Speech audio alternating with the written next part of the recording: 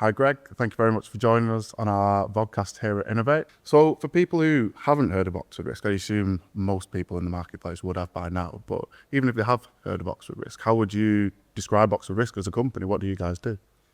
Well, I suppose as the name would indicate, we're originally a spin out of Oxford University. And right from the outset, we have been focused on applied behavioral science and decision science. That was the sort of academic pedigree. So we are a technology company. We build software to help people make better financial decisions. And that's by blending in a combination of behavioral science with more traditional quantitative finance techniques, combined with a lot of data science and increasingly digital technology and AI as delivery.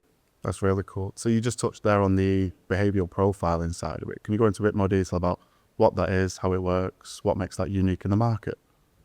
Yeah, absolutely. So we've spent nearly 2 decades building, designing and building and measuring and validating and perfecting tools to measure people's financial personality. And if you dial back a decade or more, it was really focused purely around risk profiling because that's what the regulatory environment requires. We need to assess someone's willingness to take risk. And there are an awful lot of very bad tools out there for assessing risk tolerance. And that's because a lot of them misunderstand what risk tolerance is. It is your long-term willingness to trade off risk and return over your total wealth position. Now, when we look at people's risk-taking, they don't take risk day to day according to their long-term willingness to trade off risk and return, because every moment you make a decision, there's a whole bunch of other stuff pushing in, altering your emotional state, the context, the environment, the tariffs, the lack of tariffs, all of this stuff impinges on our decision-making. So starting from risk tolerance at the core, what we did is to say, well, we can use the same academic psychometric techniques to measure not just risk tolerance, but to measure multiple other dimensions of financial personality. And those we've been doing for years, adding new dimensions, testing them, building up statistical validation for them. And we now have the ability to measure almost 20 different distinct dimensions of financial personality built on data of investors across 4 continents. So I want to focus on retirement income in particular. You've already mentioned this earlier this morning at our conference. How do you see Oxford Risk helping advisors support clients through those emotional, complex decisions, particularly in retirement?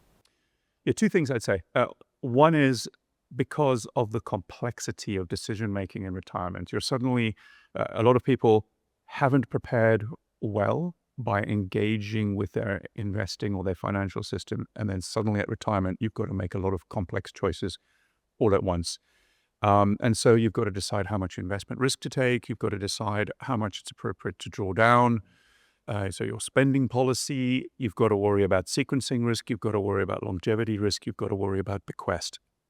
That complexity makes life very difficult for clients, and it makes life very difficult for advisors.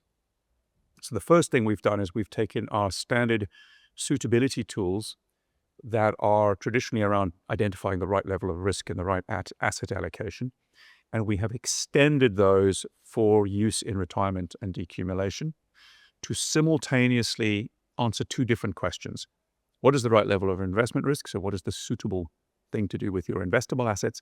But also, how much of my investable assets should I put into a guaranteed income, to buy an annuity, as it were? And so the tool is there, the technology is there really to take a very complex view of someone's holistic picture, help the advisors crunch all the numbers, assess all the moving parts, and put them together in a consistent way to deliver an outcome. So the other way we're different is we recognize at Oxford Risk that the right answer for someone is not just about their financial circumstances. It's not just about your balance sheet and your cash flows and that.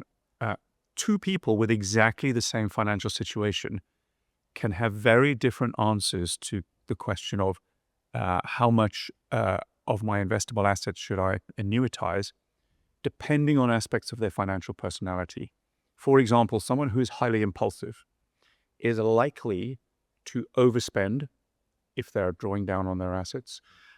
They are likely not to stick to their spending plans. They're likely to get stressed as a result. It exacerbates their sequencing risk problem. It exacerbates the longevity risk problem.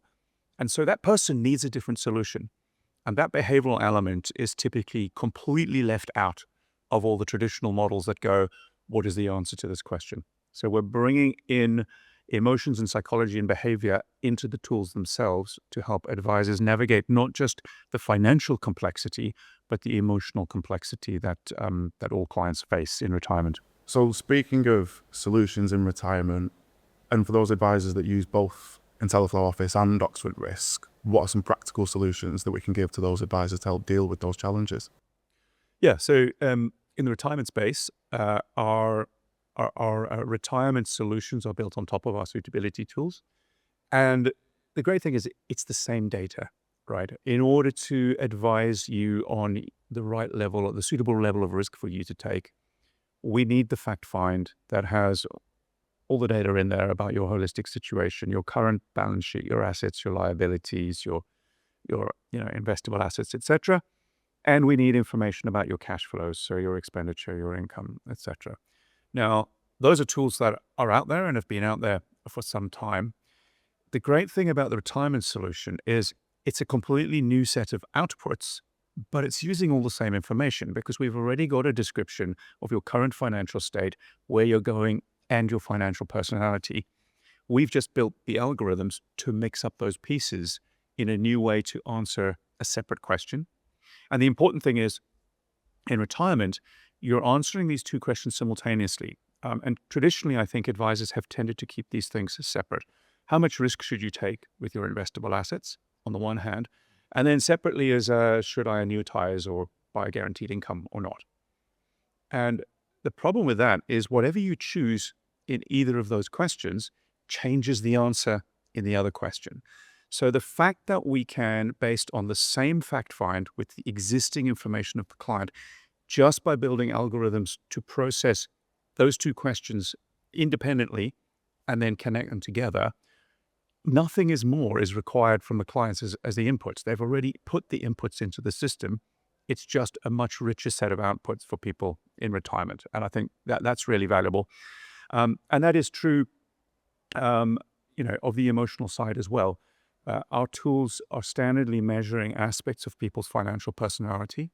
Actually, in retirement, there might be one or two others, additional ones you might want to measure of people, because something like spending reluctance, this reluctance to spend in retirement because you're so worried about running out of money, that's one that we don't put in our accumulation tools because it doesn't really change anything.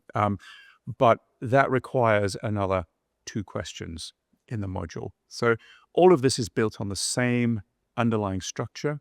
The answers are all integrated together. And so that means as the end user, you don't have to really do anything different other than to switch on the retirement piece of that solution.